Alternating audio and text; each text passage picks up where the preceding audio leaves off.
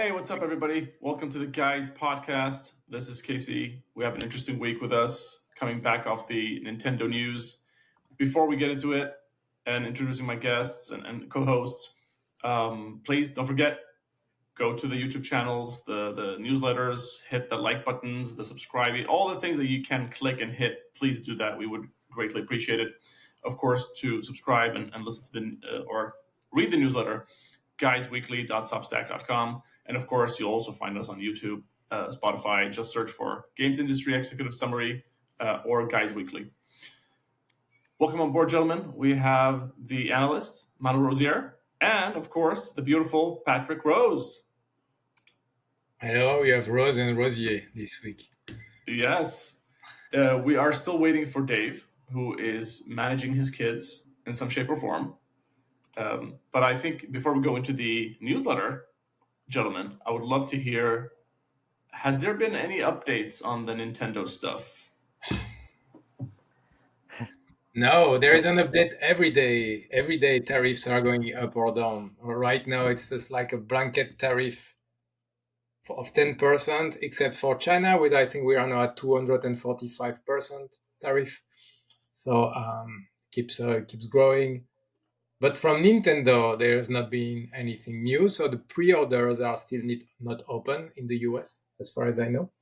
No, I think they gave most of the explanation last time, and there's not been anything new as far as I know. I can tell you what about that. So I have really a source I trust a lot, and that source is saying that Nintendo has at least one pre-order, and that's me. I don't know about you guys, but I get that. Me. Oh, Casey pre-order like for I did for a pre-order. kidney, right? You pay a kidney for that. Is it correct? Yes, a kidney, a leg, and an arm. But I think what I've decided, because I do have the belief this time around that we will see Switches on the shelves post-launch. I don't think it's going to be scarcity or an issue to find them. So from my point of view, I'm going to wait it out and see where we go. But I think I wonder if we will see a price adjustment. Knowing Nintendo, probably not. But I'd love to understand from you guys if you think anything will change in relation to the pricing structures. Maybe not the games. What about the console? Mm-hmm. No, I think there is too much uncertainty. I don't think they would, because there is too much uncertainty. Changing anything right now that would potentially change again is probably not the best move. But they still have 2 months to adjust, I guess. I don't think. Yeah, go ahead. I don't think so. No, sorry. I was going to ask you, where are you, by the way? Because every time we speak to you, you're in a different country, so we have to check. Yeah, I'm in South Korea right now. I don't remember where I was last time we spoke. Wasn't that? I think you were in Thailand. Oh yeah, probably. That sounds like me. So yeah, I'm in Seoul, South Korea right now. Spent a month in Busan, and now I'm in Seoul, and I love Seoul. Still, have a lot of friends over here and visiting. Went to the awesome climbing gym today, and I love climbing, as you know, and they have great gyms here. Everyone has to go climbing in Seoul. Seriously. Great. We're mixing business and pleasure here. But Patrick, is there anything happening in Seoul from a business point of view that we should know about related to, if it's the Nintendo news, if it's games in general? I know that you're working. I'm not sure if you want to talk about that, about what you're working with right now. Absolutely. So there is a conference that is at the moment a little bit under the radar. It is a very, very new conference, and it's only partially openly announced yet. We're still waiting a little bit for funding. However, a Korean friend of mine here and business partner, he is putting a lot of effort here into getting the indie studios together, Korean indie studios, which are, in case you guys don't know that, they are so talented over here. It's crazy. Koreans are so good with tech, with design, making games and such, but they're too humble and a little bit shy sometimes if it comes to international marketing. And they need the connections. They need to come together with people like us, people from Europe, from the US, and anywhere in the West to make more businesses, and the world has to know this. So I would really encourage everyone to have a look at the Korean market a little bit more in the next months, maybe. And this summer, there will be something, and the focus in this case will be AI in games. So I'm not talking about the pathfinding AI, but the actual AI everyone is talking about these days. So how do you use AI in game development? How can it make better games? And also, what are the risks of AI, for example? A lot of talks will be about this. It's going to be a very unique but small and cozy conference with indie focus.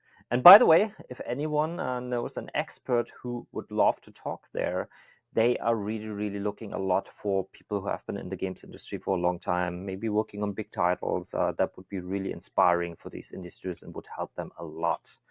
So that's what I can say so far. Reach out. Okay. Thank you, Patrick. By the way, Patrick, so you remind me of a thing, which is May 20th, we're going to be there at Nordic Game, Malmo, as a troupe. We have almost like 10 people from our side being there. So please do reach out, and we hope to see you there as well. And then semi-officially, we're also helping the Korean G-Star team, who does an event every year, but that one is located in Busan, correct? Yes, Busan. Yeah. Cool. So I'm looking forward to that as well. Gentlemen, do you want to jump into the news? So leaving Nintendo and talking about prices, now this week, we're going to talk about Sony. And I know that you, Manu, have been working on a small piece that you published. Let me see if I can get that to you. Mhm. So, PlayStation 5 price to rise. This is the highlights. Number one item on the list. PlayStation 5 price to rise in Europe, Australia, and New Zealand. And then there's a comparison, of course, that you've created.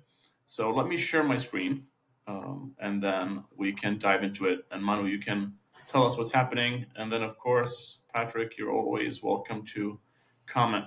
So, 4 years after its launch, the price of the PlayStation 5 Digital Edition in Europe has increased by 25%. And I want to ask you this question because I think you asked it yourself. Is inflation the only culprit? What can we learn about this, Manu? Maybe you can hide your private messages from the screen on your link. Do I? I don't know. So I am obviously okay. I'll try to do that later. Yeah. No, just whenever Go for you're showing your page. Yes.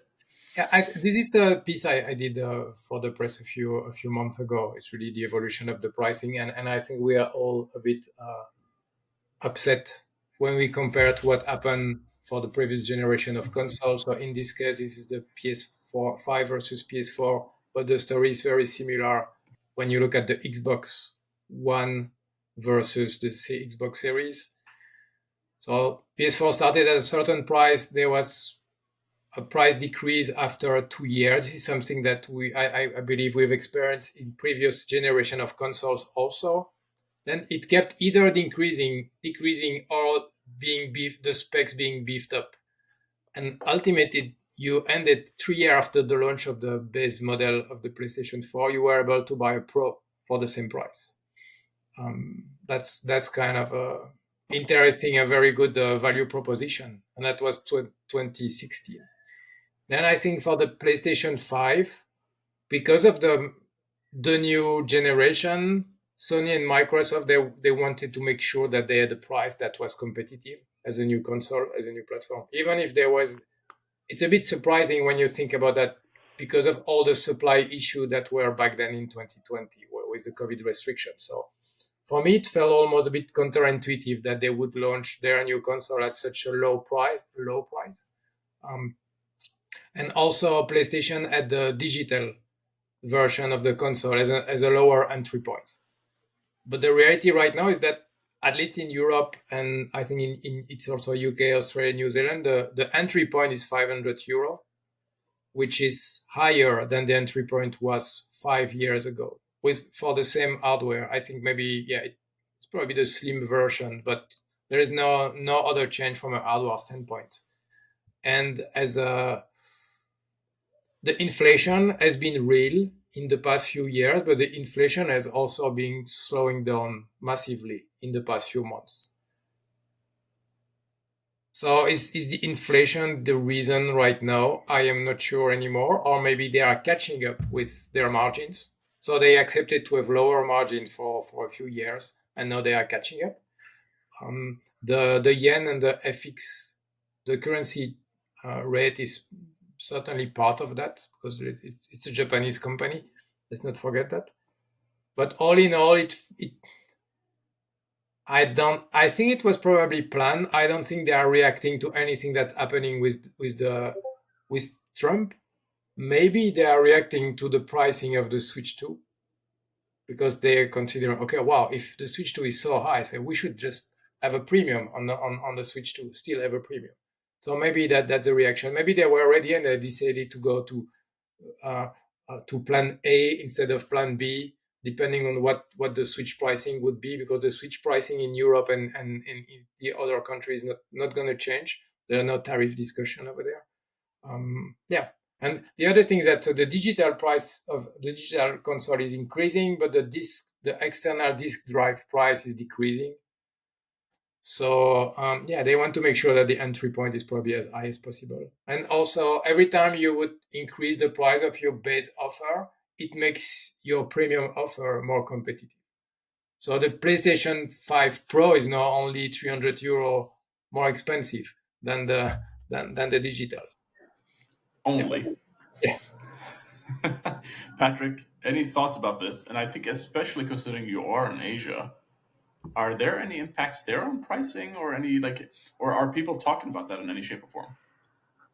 I don't. Oh yeah, actually, yeah, it happened to me just recently. Last week, I went climbing with. I always talk about climbing. Sorry for that. I went climbing with Full my circle. climbing group, and one friend of mine, she asked me like if I'm gonna buy the Switch 2, for example. I said, yeah, I pre-ordered it. I mean, come on. But she said it's too expensive for her. She's not going to pre-order it, and she also doesn't really see the huge step just yet. And maybe later when there's the games, but then the games are also going to be so expensive. These are the things she told me. That's on one person, so not positive. But that was an interesting conversation about it. Pricing in general. I mean, what is the question now we are asking here? Are we asking, is it okay that the prices are so high? Is that our question? Because if this is our question, then honestly, I just gotta be like very capitalistic here. I gotta say, if people buy, then yeah, the price is all right, no matter how high it is. It's not about like being nice or making sure everyone can play video games. It's about business. And if they are more profitable by raising the price, then they are right, and this is how capitalism works. If they destroy the brand with that, and people don't buy that stuff anymore, well, then apparently that strategy was not the right one. So eventually, it's in the hands of the consumers or in the wallets, and if they want to buy it or not, and that's how market usually works. I usually, by the way, Dave. Sorry, I called you Dave. Well, Dave's actually waiting. He wants to join. I'll let him in, and we'll continue talking. But Patrick, I usually would be on board in that. Hello, Dave. Hello. Welcome aboard. Thank you. There's more of us. Patrick, good to see you. Yes. Yeah. For the first time in Gies history, we have 4 people Amazing. at the same time. Amazing. We can play a 2v2 of having opinions. So, Dave, we'll continue the discussion. We'll talk about pricing here for the PlayStation, the new news here. While we do that, if you can be kind and pump your microphone a bit higher. Yep. Let me go to that real quick. Let you in on the discussions. Yeah. Hold on. So, Patrick, I think there was a keyword that I really liked last week from Doug Bowser when he did his interview. And the keyword word, I forgot what it was specifically. I think it was either diversification and pricing or something like that, where he was mentioning that they want to take into account different factors in deciding what a game should cost. And I love that because I know in Japan that historically speaking has always been the case. But in the West, that has not been the case, where we have these standard prices of it's like, 59.99 or and this is a question for everybody, of course. Do you think we might be headed that way instead, where people look at their product or the game that they're making and say, okay, we spent this much, we're doing these things, we're adding this much value, etc., whatever the case might be, this many play hours, and that's why our game should cost this much. So in the case of GTA 6, of course it should be $100 or maybe even more. But I would love to hear from you. I mean, people already do this. Just there's a ceiling on it, right? So anything below 70, people are already having these conversations. How's my volume, by the way? No, not at all. I need more. Well, all right. I think we just need like 10% more. All right, there we go. How about that? Yeah. All right, Go cool. for it. So people are already doing this just with a ceiling on it. So really the question is not should people be looking at their games and deciding how much they cost. The question is should we raise or eliminate the price ceiling? And in that case, I think it's just like it's really a philosophical question. Because sure, there's a lot of entertainment there. $100 for the amount of entertainment you get is still a good bargain. However, jacking the prices of products on the eve of international recession is a bad idea. But doesn't this fall hand in glove with the recent findings that people buy less amount of games? And from my point of view, I mean, they're playing certain games and then they might venture out and play a couple others and then they go back to their home base, right? And I feel like this fits perfectly because now people just buy the games that they actually want to play instead of just buying a bunch of games they don't play.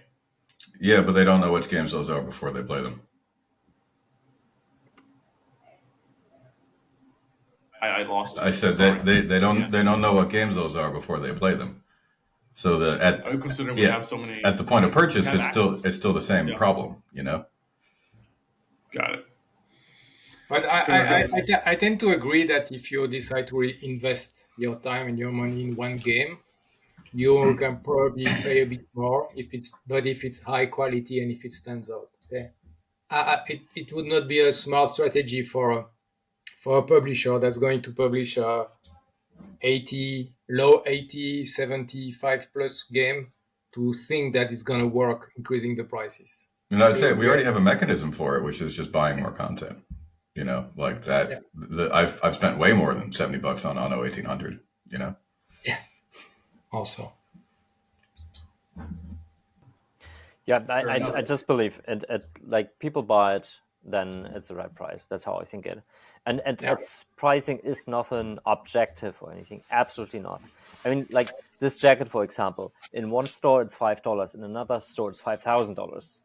I mean, not that jacket, but I'm depending on what kind of brand is behind it. And also, for example, that's actually a good example. The branding, right? Mm. This jacket was $50. I think it's not the 5,000 one. So, however, we have Nintendo here, for example. Nintendo is really, really good at building the brand for more than 100 years already. This is a very old company. In case you didn't know, that they are making playing cards since ages, and this brand is obviously also a very, very important factor. And this is also why Nintendo is one of the very few companies, video game companies in the world that can keep the prices up, and they don't really need to discount the games, and people will purchase these things anyways. If this, like, imagine a company, like some kind of no-name company making the exact same games, they can't take the same prices. So the branding is an important thing. I think they are the Apple of the video games for me. Also from a product, from a innovation, from a audience standpoint, they have a very captive audience that is ready to pay more for something that is cheaper somewhere else, but it's not branded like that. And also they come with innovation every other at some point, and then they milk the innovation for a few years. And I think and they can do that. I mean, Breath of the Wild. Apple can sell an USB-C cable more expensive than any other brand and put Apple logo on that one. It's the same cable. Yeah, absolutely. I mean, I was just looking at Breath of the Wild. It is €55 on right now, and this is what, like 10 years later, you know? 8. Yeah. 7, yeah. Yep.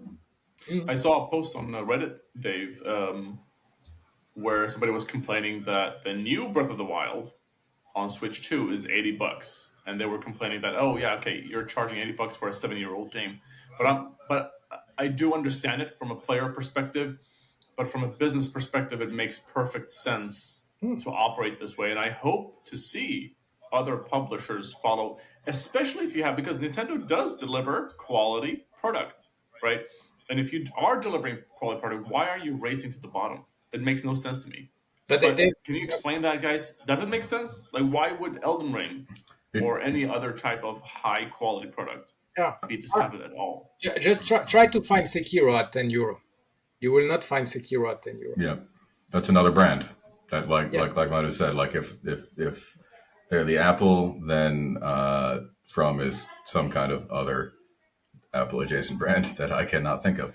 But yeah, that's the thing. But I don't think they're racing at the bottom. I think they're desperately clutching to the middle. Mhm. This is the price they can charge, and they're going to charge it as long as they can, and they'll raise it if they can, obviously. And they did, right? They raised it by $10 pretty much across the board. And they'd love to do it again, but only if the market will bear it. And again, like the recession is coming, and tariffs are coming. Like it's going to get harder. Gentlemen, I want to talk about PlayStation Plus. I mean, we are on the topic of Sony still. PlayStation Plus just got more expensive, and the increases may not be over. Now, our PC Master Race people, they get free access to a lot of stuff, communication, playing online. But PlayStation Plus, I don't understand why. I think this is in the last 5 or 6 years, either it's the second or the third time it might be happening. Can you guys please walk us through it? What should we learn from this? Again, if they can, they will do it. Yeah. I encourage people that have access to Netflix to watch the first episode of the new season of Black Mirror. It's exactly about that. Yeah, I mean, the big difference between these and the sort of AAA pricing that we're talking about is you need someone to make a decision every time they want to buy a AAA game, and that's not the case with subscription services where you can get people to not make a decision to spend the money every month, and then you'll just push it as hard as much as you can, little by little.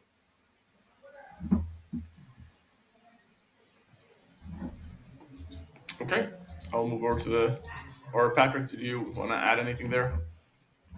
There's not much yet. If it works, it works. It's that simple. Well, but what I could say though, PC Master Race, it's always an interesting comparison, consoles and PC. Well, PC, is this kind of platform. Everything is a little bit more difficult, a little bit less accessible. You have to figure these things out. You have to install programs, different programs to make it work, and all these things. Well, consoles, more or less these days, but they have that package ready. And we see this in all kind of markets with all kind of products or services. Make things more accessible to people, easier to use, more or less the same features, but easier to use. You can take a higher price. That is also Apple compared to Android, for example. Android has basically all the features Apple has as well, and even more. But some of these you have to kind of figure out how to use them on Android devices. You have to download special apps. You have to know how to get your friends using this as well, the certain app and everything. While Apple is much more limited, but all these things are much more accessible and very, very easy to use for everyone. They make sure that the stuff they have in that package, that at least works and can be used by anyone. And you can charge an extra for this. And this is what consoles do as well.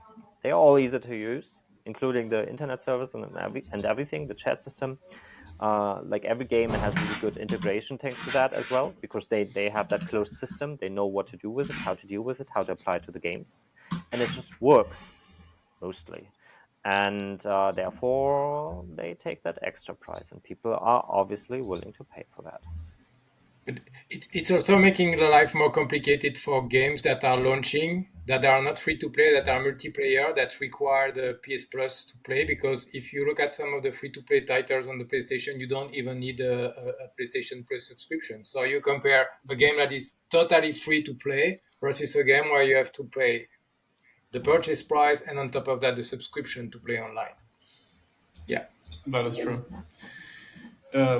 Which is annoying. In my case, I just got back and if you remember, finished Elden Ring, and I wanted to play with other people, and that's the only reason I bought Plus. Uh-huh. Oh, okay. Continuing to speak about Sony, obviously Bungie are in the news right now, and I will share this news piece. They have a new game, an extraction shooter. And speaking of extraction shooters, is this the year of extraction shooters, by the way? We have Exo Born by Shark Mob, owned by Tencent, releasing sometime this year. But in this specific case, Bungie's Marathon is a polished extraction shooter, but that might not be enough. So what can we... Oh, this is by Tamur Hussein. I love that guy. Tell us, what can we learn about this news piece? So there's also Arc Raiders from Embark Studio coming. There's a bunch of news. I just put it there because everybody has an opinion on Marathon. It's very not controversial, but the art. I've seen so many things online about the art style. Some people don't understand it. Some people find it's genius. I'm not on the genius side, but that's just my personal taste. I don't want to play a game that looks like that, but I might not be the right audience. So the design is very controversial. Even before starting to play the game, I think some of the trailers they released was also didn't make it very clear what you were playing. I think it was more about the visual than actually gameplay. It seems to be rather slow. The pace seems to be rather slow, tactical, and the big question are extraction shooters really the next big thing, or is there a misunderstanding of the market and actually you still want this PvP element, and people have thought that it would be the next big thing, more wishful thinking than based on anything, because games like Escape from Tarkov has been successful. But is there a market for AAA extraction shooters that barely have any PvP element? And that's the big question mark at this point. So Marathon might fail, not because it's not a great game, but because there is not the audience that some people might have expected there was. I think there was this narrative that people wanted not quickly, but Battle Royale has been around since 2017. And people feel like it's time that something new comes in the shooter space. And maybe they've been hoping that something would come after Battle Royale, but maybe extraction shooter is not the one. I think sometimes I think that the business model is going to be an issue. Business model saying the premium price, and they might be falling into the same trap like Concord did. Concord, in my opinion, it's not a popular opinion, did actually really, really well if it comes to gameplay, if it comes to graphics and everything. But everyone took it apart as a premium title, like they do with premium titles, because it was sold at a premium price. And it was 40 euro. 40 euro. Premium saying premium model, meaning even if it's like a $10 or $20 game, we still call it premium, right? Not that I understand it's not like full price premium price. I get that. Yeah. But thank you. And so they sold it at that $40 premium price, and therefore people started to review it as a premium title, more or less. And this is when they look at like, but the graphics or the gameplay or the character depth and everything. Also, the game is way too short. There's almost nothing in there yet, and so on. People don't review a game that is for free like this. If there's not a lot yet, then people will say like, oh yeah, it's just a smaller version of the entire game at the moment, but it's working pretty well. It's already pretty fun, so we should keep a look at it. So people view it from a very different viewpoint. You also usually don't see Metacritics on a free-to-play title, interestingly. You don't see a lot of reviews, like IGN reviews on free-to-play titles, but you always see reviews on premium titles. And I think now they are, if they want to sell the game for, what is that, $60 in this case, or 70 even? No, it's gonna be 40, or it's not gonna be full. Oh, really? Price. I thought I read like 60, but maybe I'm mistaken, sorry. But anyway, they go that route as well. That might be troublesome. I believe they should entirely focus on free-to-play. Interestingly, they are already doing this with their other games. They have already learned it with their other games. Destiny. The reason why they could sell the first Destiny as a premium title was because it was really marketed as a premium title. You can play it like alone. You can play through the campaign like an old Halo title almost. So that worked pretty well. And then on top of that, you also enjoy the multiplayer a lot. Later on, when they realized this is much more of a service game than it is just a single-player campaign, they basically offered Destiny 2 for free. Not in the beginning, that happened later. But they realized they get much more users into the game by doing that and can engage them then. And actually, I'm very surprised that they haven't learned from this lesson and do it now differently again, going back to like a premium price. And I believe, especially within this genre, there's so many great games out there. It's not so much about graphics; it's about gameplay mechanics here, atmosphere. So that they might hit a wall here, I believe. I think the Gentlemen, will we see another? Oh, sorry, David. No, whatever. Keep going. No, please do. I was going to say, I think people really just kind of mistook the extraction shooter for a genre. And it's not. It's just like kind of a mechanic. And you're going to run into and that means that if you're trying to turn into a genre, you're just trying to mimic things much, much more closely. And you're always going to have a problem launching a premium game against a market that already exists. Will we see? I mean, this is the only thing that I'm seeing in front of me is actually a bloodbath incoming. Or am I the only one?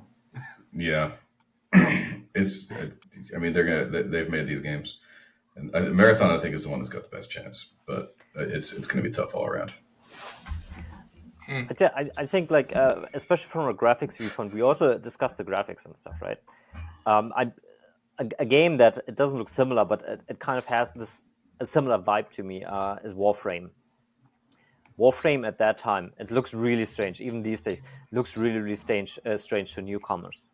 But due to the fact that they were able to build like from a very, very small game, get some people in for free, they built the game into like a really, really big game now with open world components and everything over the time. They were just able to collect these people, and these engaged users, they know really appreciate the unique art style. It's going to be difficult to attract the right users again for the $40 price tag with such an art style, which is really hard to grasp for a lot of people out there. Yeah, that's what I think. Just adding that Warframe comparison in. It's releasing. Yeah, it's releasing on end of September, so it might also be a challenging window. Yeah. I will add one more thing, which I'm not sure if it's coincidence or not, but it feels like all these we talked about. So Marathon, Arc Raiders, and Exoborn, and then there's one more. I forgot the name of it. The one that was attached to crypto a bit. They all have this futuristic. Players are either like wearing suits, or they have like a exoskeleton or something like that. It's in the future. Very similar-ish. It's very hard to distinguish them from a brand perspective. I mean, they obviously look different, but it feels like they're very similar. And that's kind of like what's ticking for me in terms of, okay, all of these cannot be successful. So what's going to happen? I think, we'll move on, but the last thing I see is I think there could be another extraction game on the horizon that we don't necessarily know if it's an extraction game, but there is Night Reigns. Speaking, it's a PvPvE, and the Souls series already has distinctly extraction-like elements, right? The idea that you collect the souls and you got to bring them back, and you lose them if you die.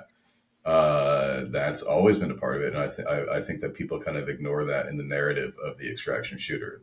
That kind of fundamental tension is a big thing of what propelled the Souls series forward, and it's a kind of the same feeling that you get from an extraction shooter. So it's very easy for me to see how Night Reigns could wind up looking like not an extraction shooter, but an extraction slasher. Mm-hmm. And Call of Duty tried that formula with Call of Duty tried that formula with DMZ back for Modern Warfare 2.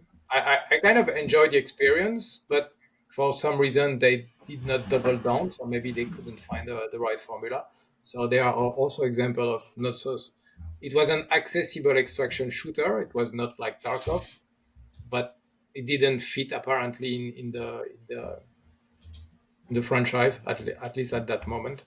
So, or maybe it was too cannibalistic, too Warzone. I don't really know, but there has been an attempt from a big publisher, and it has been stopped in the past. Manu, I will add to what you're saying as well, which is I think they were also trying too many things, or rather, they had too many things. And do you remember when they? I'm not sure if they still do that. Maybe they stopped doing it. They had a Battlefield type like conquest mode as well, and I think that one is gone as well, if I'm not mistaken. So they had the big battles one, they had the DMZ one, they had Battle Royale, and then they had the normal, tight corridors shooter multiplayer. And the quality was out of this world across all of these experiences. It's just unsustainable. And the biggest problem that Battlefield had, historically speaking, was fragmenting the players across 20, 30 maps and 20 different game modes. Good luck finding a good match. And I think bringing that back today to what they have and what they're doing is much better. And maybe that is also playing into account here. Gentlemen, I'm very eager to move on to the next subject, which is almost in the same vein. We haven't seen another football competitor to FIFA in a very long time. But now we have a couple companies trying to do football in different styles. So I'll share my screen soon. But Rematch is the name of the game. And there's a hands-on preview. So the developers behind Sifu, they're doing football or soccer for those who are in the North Americas. What can we learn about this, Manu? It's Rocket League with humans. Or is it a soccer game, or is it a Rocket League with humans? Because Rocket League is basically football or soccer with cars. I like it. I like the phrasing. You see how much it looks like Rocket League, the stadium, and then the walls and stuff like that. That's Sifu. I think it's good. I wish EA would have done something with the first person view in a football game. I think now the market is probably ready for that. I think in the past there were games like this, football games like this, and then it was moved to being more top down 3D isometric view, probably for tactical reason. But I think there is something there with the first or the third person view in that case, a football game. That's potentially where there is competition, because if you go full frontal with EA FC, and if you go full frontal with the authenticity and the leagues and the players and everything, you can't compete. But if you come with a twist in the gameplay or a twist in the feature, then maybe there is a niche there, and even a small niche in the football genre is a big market. So you said there was no evolution. The only evolution was the evolution of Pro Evolution Soccer, which basically became eFootball and went to a different business model and went free to play. So that's where Konami went with their football game.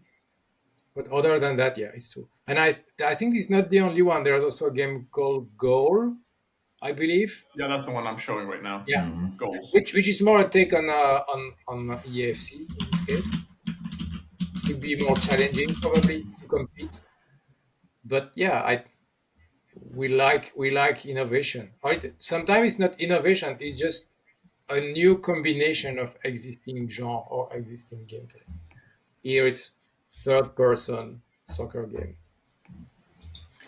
And I like what you mentioned, by the way, Manu, in this specific case, which is that they have abandoned, like these competitors have abandoned the idea of, oh, we're going to go head to head, and we have to acquire all these licenses and do all these, like, real life connection to football. So in many ways, either opening up to a new audience that might not care as much, I don't know, whatever the gens we are in today, or like, hey, here's a different way to play football than you're normally used to. Patrick, you were about to jump in. Yeah, I'm just like thinking about it from a game design or like gameplay perspective. I mean, Rocket League was interesting because no matter what you do, you start driving a car, which inherently is pretty much fun already. And then you try to hit that ball. And it was a really, really difficult type of game, actually. Getting into control of the car and kind of indirectly trying to get that ball into the goal. And there's a lot of depth with the gameplay. You have aerials, you can move in any direction. You even have some kind of boost. You can do spins if you push the jump button twice and everything. If I now think this is just like a human you're playing there, so you don't have this indirectness and you don't have so much things to maneuver like from the get-go. So they would have to come up with other ideas to make it as engaging as Rocket League. Also, like, how big are the teams in these games? Do you know that by any chance? No, but I think it's more than, is it 5 players or even more? Is it even 11 versus 11? I'm not sure. But if it's more than, in Rocket League, you have 3 versus 3 or 1-on-1, right? It's very, very direct. You are active all the time. But what if you don't have to control a car, you don't have to maneuver all the time and everything, and you also just simply don't get to the ball very often because, well, there's so many other players around. Can it be as much fun as Rocket League? Difficult. It's not easy to design something given that. I think that was the key to the isometric view, right? Is that it was the only way to support a real, like, the actual number of players that play football or soccer, and that's because player switching becomes required at that point. If you're going to have the same number of people that actually play, then you need to be able to switch players, or you're not going to be touching the ball basically ever. If not, you have to get down to 3. And it would be real, as Patrick said, it'd be real hard to have a full team where you only control one character. And the camera view is part of that. I think it's one to watch. And just the studio, they did a really good job with Sifu. Like, out of nowhere, the game was good and they were successful with the sales. So, I don't know, I'm curious. And I'm thinking about how do you control a car. I think it makes sense to control a car in third person. I don't think there are many games with cars left where you would be isometric view because it doesn't feel natural. So I don't know. And I think maybe, I don't know the details of that game, but there is probably a way to have similar to FIFA Street, so like a 5v5 type of gameplay, which could be 10 humans in total. So you think about MOBA, 3 to 5 people in each team, smaller field, more spectacular, maybe superpower to the player. I think there is something there also for competitive play. Absolutely, for competitive, I think there is a space for competitive soccer games also, because EAFC, it's very much of a single player experience and a 1v1 type of competitive play.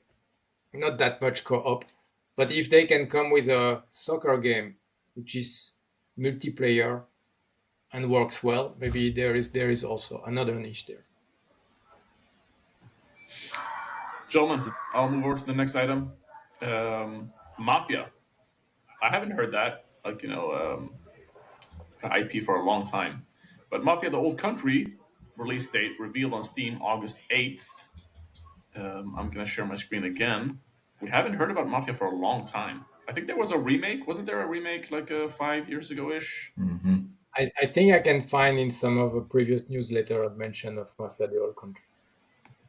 Because it has been announced a while ago. It's been announced a while ago. It's cool. You know my memory. Yeah, no, it's good, and it's another it's 2K game, huh? Yeah.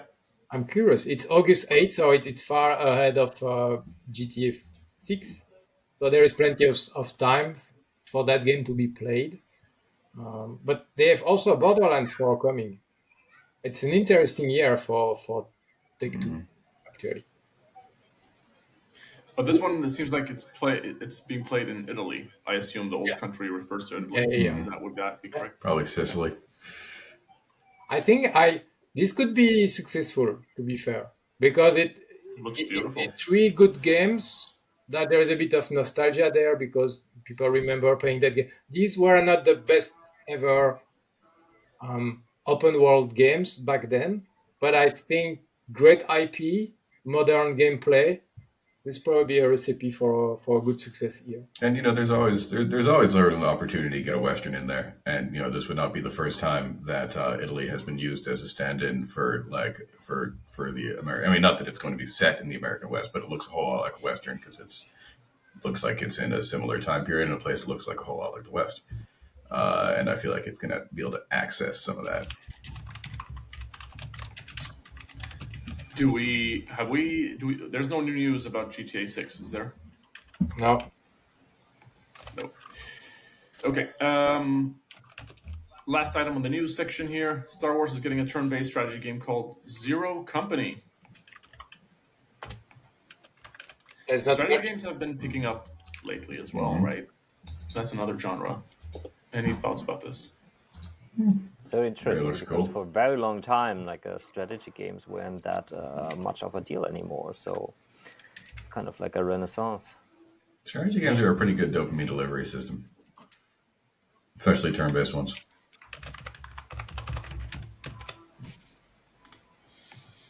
Okay, gentlemen. They didn't show. Yeah. They didn't show gameplay yet, did they? Oh. No. Is it actually? What platforms is it going to release on first? All of them. I believe so. It's a EA title. It's very unlikely that they would not release on all platforms at the same time. How about mobile? Would it do mobile? People can do No. squad based on that. Okay. I don't think it's going to be mobile. They would be too. It's more, I think, like XCOM, the type Yeah, of. I mean, because XCOM was one of the. I mean, long time ago, they released an iPad version of XCOM. I don't think it did particularly well, but it is possible to do. Yeah. I think it's interesting. It's not a new IP because it's Star Wars, but it's still an existing IP in a new type of in a different genre. It's not like just the usual shooters like we had before. Shooters or action adventure with a Jedi or with Battlefront. So it's good to see exploration in some other genre. Yeah, why not? Manu, is this a EA studio, Bit Reactor? Yeah. I don't know. Is this a new studio or an old studio? I don't think I heard about it. I don't know precisely, but I know they. I mean, it's under Respawn somehow, but I don't know about the precise ownership. But I would say Respawn is leading this title within EA. Got it. Yeah, and it seems like you mentioned, some of the team members are from XCOM and Civilization, so that goes a long way. Okay, we'll move over to the trends, my friends. This one is very interesting. I couldn't read it, so you'll have to tell me what to learn here. But Hollywood is cranking out original movies. Audiences aren't showing up. What are we supposed to learn here? And read the next If I read one. that correctly last week. Read the next one. Should I read the next one? Yes. Okay, I'll read the next one. Video game franchises are now ripe for picking why a Minecraft movie could lead to games taking over Hollywood. Yes, that was exactly what I was trying to get to. So tell me, what is going on in Hollywood? Because my general feeling is, if it's not like a major blockbuster, I mean, for me personally, I'm not, listening. That's one thing. And then the other thing is, I go on to Netflix. I do see a lot of video movies. I assume they're mostly produced by Netflix, and they have big actors like Chris Pratt. But I'm just like not interested. I assume. I don't know. Tell me, what can we learn?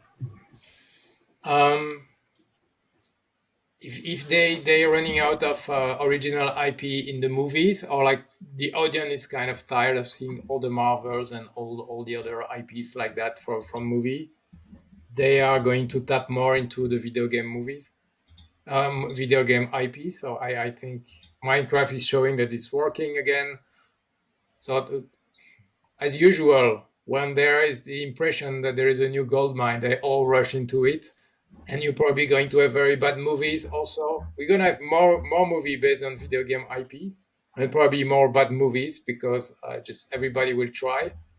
You will have movies like you don't understand why there are movies. I think Shinobi is a project. Also, we discussed some months ago, which is As long as Uebol is not engaged, we're happy. yeah. And this is a topic I really like, and I'm probably going to do some work on that in the coming months because initially you would consider there are two approaches. You have a video game IP. Either you go and you make a movie for marketing reason, so you don't try to be profitable. You're just doing your Assassin's Creed movie, for example, to just promote your brand in video games. Or you hope that the release of a movie will have a direct positive impact on your video game revenue. So that's one approach. Ultimately, the approach is to increase the revenue of your video game. The other approach is just let's try to make a movie that's going to be profitable, and let's use an existing IP that's not from movie but that's from video game. And movies like Minecraft and like Mario and Sonic, they are showing that there can be very profitable video game movies, not just niche one, but just like big one. I mean, I think it's funny that anyone's surprised by it. Like, this is one of like Mario and Minecraft are two of the most popular entertainment products in the world by something of a long shot. So I don't think anyone should be like surprised that you can make money off making them into movies, Yeah. So I think what's going to be interesting, and we're probably going to work a little bit on that, is that here is a top 10 of what we think would be the best video game IPs into a movie. I mean, there's been some attempt. You had a Hitman movie where the quality was poor. You had Max Payne movie, which was also not great. Some Mortal Kombat, Street Fighter movies, but they are way more than that. And I'm not already talking about movie. We are also talking about TV shows. And we've seen that before. I heard a great idea for a Hitman TV show where it's like it's like a murder mystery kind of thing, and Hitman is like never in it. Or he is, but you don't like know it as it goes with Hitman. So the idea is at the end of the episode, someone's going to get killed, and your job is to guess how it's going to happen and who Hitman was and who he's going to do it. I'm calling him Hitman. He has a name. He has a number 47. And Dave, that feels like an interactive type situation on Netflix. I remember we reported that they stopped those. Unfortunately, yeah, they did. Yeah, and I think it just shows that a lot of people have been talking a lot about the concept of transmedia. So you have this IP across different media, and I think we are really in there now. It's not just a hype. It's just really probably where we are going, for the better or for the worse, in the next few years. I think something we got to consider is also that for a very long time, the games industry is already much bigger than the movie industry in terms of revenues. Some people out there didn't get that yet, apparently. Some didn't catch that yet. Yes. But it happened a long time ago. I was so happy at that time because I felt like, I think 10 years ago or something like this, video games took over. And I was so happy because I thought, like, my favorite medium finally is recognized. And obviously, like the things are turning around. It's not like anymore we make games based on movies. Now we are making movies based on games. Because, especially Gen Z, like everyone is playing. Gen Z and younger, video games is the new normal, and probably definitely much more played than they actually watch movies, and also much more paid for. So why wouldn't it go the other direction now? It absolutely makes sense. Yeah, I think now the movie industry needs the video game more than the other way around. It's the tables have turned.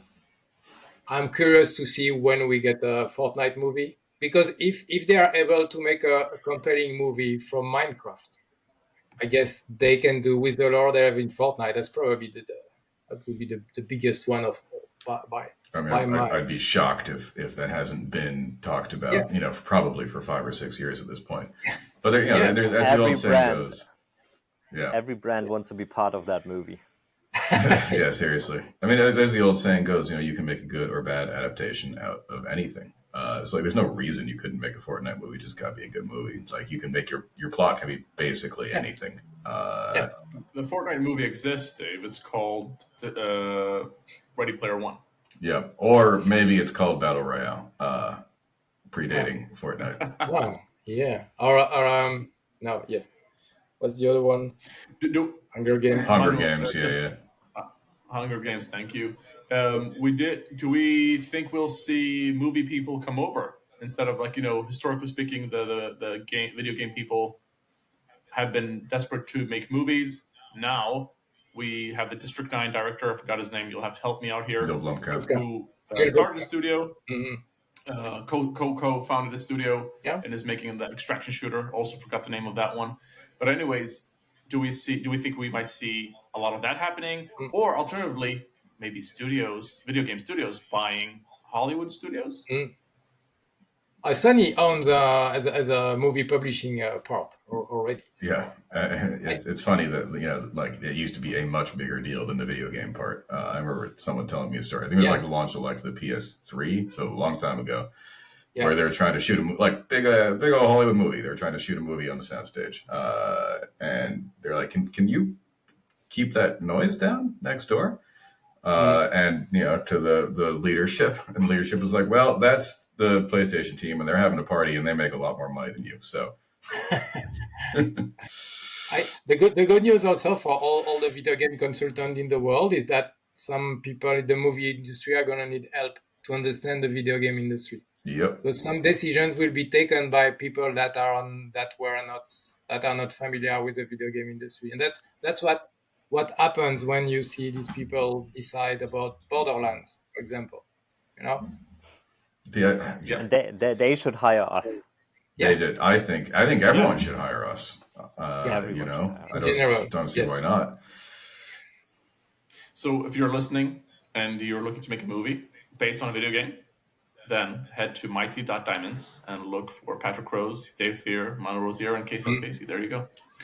Boom. Gentlemen, I'll move over to the next item here, which is former PlayStation boss. This is Sean Layden, by the way. Says the platform wars are effectively over since only the dog can hear the difference between consoles now. So this is another one of a former exec being more free, sharing their opinion. Are there anything here that we should? I mean, we have already spoken about this multiple times in the past. Yeah. And as we move forward, maybe the only platform that might matter is Nintendo. What's that game in the lower right? What is that game in the lower right? It was like there was like a Okay, let's talk about this distraction here. Or just multiple games. It feels like I don't know. I'm kind of liking what I'm seeing here. You want to see this? This feels like a mobile studio making a console or PC. Yeah, it's like it's a future game show. Is it an extraction shooter? Multiplayer. Future game show. I know the game, but I forgot the game. The name of the game. I think it's. Go ahead. No, I mean, I still feel like there was a missed opportunity with Garden Warfare to have. To have this kind of PvP. Neighbors Suburban Warfare. April 17th. It's out today, guys. Let's there you go. April 17th. Yeah. Boom. Early access. We should get paid for this. Yeah, that looked cool. The suburbs are great. I mean, remember that there's a Hitman map both in Blood Money and in the new ones in the suburbs too. Suburbs make for great video game maps. There's a lot to work with. What's a good Call of Duty suburban map back in the day? Yeah. Maybe that's Black Ops. But anyways, do we care about the platforms subject, or should I move on? I want to finish because this is called Suburban Warfare, and Plant vs. Zombie was Garden Warfare. That's right. Yeah. There is a niche for this kind of casual PvP for younger audience. there is Fortnite now, but it's not a PvP game. So I think there is a niche there. Yes. Yeah, and it looked to me like there was extraction shooter. There is like definitely looting going on in there. Yeah, it's cool. What's the shooter these days without looting? What? Sorry. Okay. Yeah, Sean, call it Duty. I said, what's a shooter without looting these days? There you go. Yeah. In this economy. Yes. Gentlemen, I'll move over to the next item, which is about economy. Dave, thank you. So speaking of economy, tariffs. I know you all love tariffs. I just noticed 2 gaming handhelds jump up $100 in the U.S. This is the article, not me saying that. Mm-hmm. What are we supposed to learn here? I'll share my screen, but you can It's gonna get walk us through it's it, gonna please. get rough. I mean, they just raised. I think one of the reasons that Sony raised the price of the PlayStation 5 elsewhere was because they're going to be doing it in the US too, and this will make it a little bit easier to sell that narrative. Yeah. But like this is going to happen to everything because these things. Trump initially exempted, well, not initially, but in the past couple of days, exempted computers and phones, and then now he's walking that back. It's totally unclear what he actually means. But regardless, these are classified as toys, so they would not fall under those exemptions anyways, and that's going to be rough. Yeah, but like, I gotta ask you, gentlemen. who's it? You ask your question. My question is, I feel like we're also impacted here in Europe. Why are we impacted when it's U.S. domestic related? Because we're going to drag the whole world down with us. Thank you, Dave. When you say you mean you as an American citizen? Yeah. No, me personally. Dave personally. Yeah. I mean, we are me and the rest of us Americans, though I'm here in the Netherlands, are the center of the post World War II economic order, and so if we decide to fuck things up, things get fucked up. Okay. So I got a question as well. So you said it's gonna get rough, but who is it actually gonna get rough for? What are we talking about here? For the gamers who cannot play the games anymore? Is that what you mean? Or? Yeah, I mean, hardware is going to get more expensive. I mean, if you look, the first order effect is that hardware is going to get more expensive. Right. There's going to be kind of no way around that, especially with China being the center of the trade war. But beyond that, the second and third order effects are that people are just going to have less money, and the economy is going to slow down, and that's going to be tough for all of this. In this case, people wouldn't have less money because they have to buy they have to pay more for their video game consoles. Yeah, well, they have to pay more for their video game consoles. Times, really rough times. Yeah, but they're also paying more for groceries. So I mean, this is how a recession happens, right? Is that everything spirals into each other. So we need a certain amount of money from video game consoles. People aren't paying it. That costs more. It all just builds on each other. But eventually, that is the goal, right?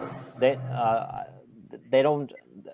When I say they, because I'm from Europe, so they don't want the products to be developed in other countries anymore.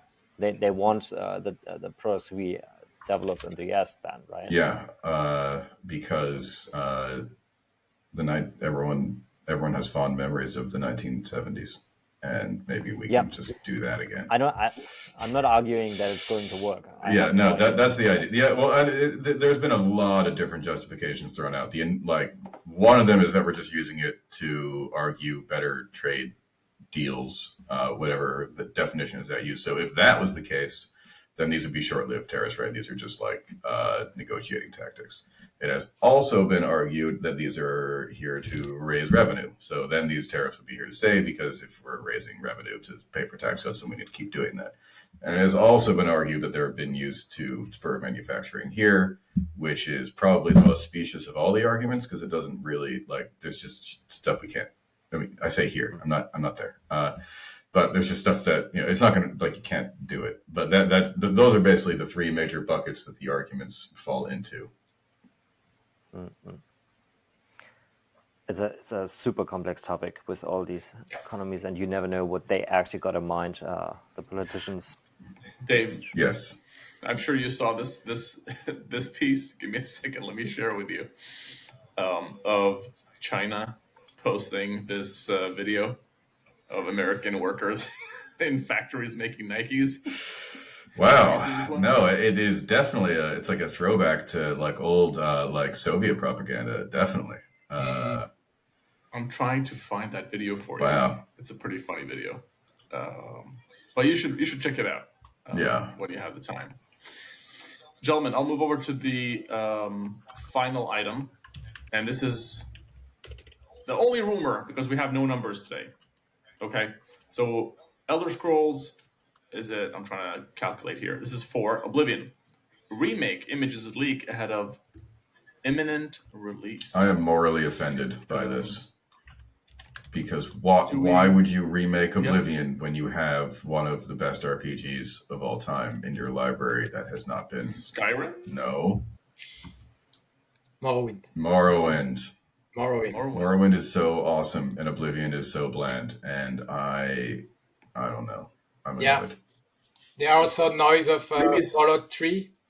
Fallout 3 remaster at some point. I'd be into that. That'd be cool. Especially Fallout 3 is actually a better... It is a better candidate for it, I think, because you can dramatically improve the basic gameplay because it's guns, and the guns were more or less non-functional in Fallout 3. It was, it wasn't a shooter by any means, which is fine. Fallout 3 is awesome. But if you take the awesome RPG that Fallout 3 was and put in some actual shooting, that's a cool idea. But do you think it does seem like what we discussed a couple weeks ago? No, the PS3 era or PS2 era of games, 3 probably, are now making like the remakes of those are now being rolled out. Yeah. Mm-hmm. Yeah. You dive deeper into, and let's be honest, the Bethesda games have not changed that much with years. Starfield is still the same mechanics engine and everything, so it will not feel aged because their current formula is already feeling quite aged. It will feel aged because Kingdom Come Deliverance 2 exists. Yes, exactly. Full circle. Yeah. Gentlemen, we've reached the end. I'm not sure if there's anything else you'd like to add or talk about. Are we good? Do you feel like we covered everything? I'm getting a thumbs up by Patrick. Okay. No, we're good. Thank you. Love you too. All right. Dan, that was a rock on. Oh, this is rock on. Oh, which one? Okay. Yeah. I thought that was love. Well, it is. No, it is. But or peace. Is it peace? I think that's peace. That is not peace. It is either I love you or rock on. This. I mean, also American Sign Language is different. So maybe that's a different thing. That's there you go. I think Korean heart. That's Mm-hmm. all the K-pop stars always do like that. I like it. Oh, I see. Cool. There you go. Patrick is with the kids. He knows what the kids are up to. And I'm sure our producer will have fun cutting this into a short and getting us boomers to figure out hand signs or hand signals. I mean, this is absolutely a boomer hand signal. So okay. There you go. Yeah. There you go. Can anyone do the Bloods one? Everyone. Can anyone do the Bloods one? I can't do it. The Bloods one. Yeah, you make your hands and it looks like Bloods. Blood. The what? It's a gang sign. Okay. All right, I'm sorry. Okay, I'll stop talking. West Side is classic. Yeah, that one's not, of course you can do that. Not signaling to come. All right. Bye. Everyone, thank you so much for joining us. Yes.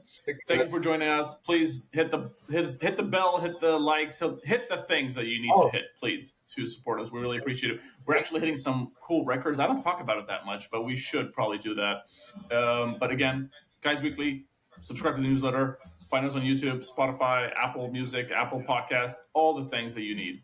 Thank you so much for joining us, and we look forward to seeing you on the next one. And bye. And play Blueprints. Okay, yeah, I'm on it. Let me go download that.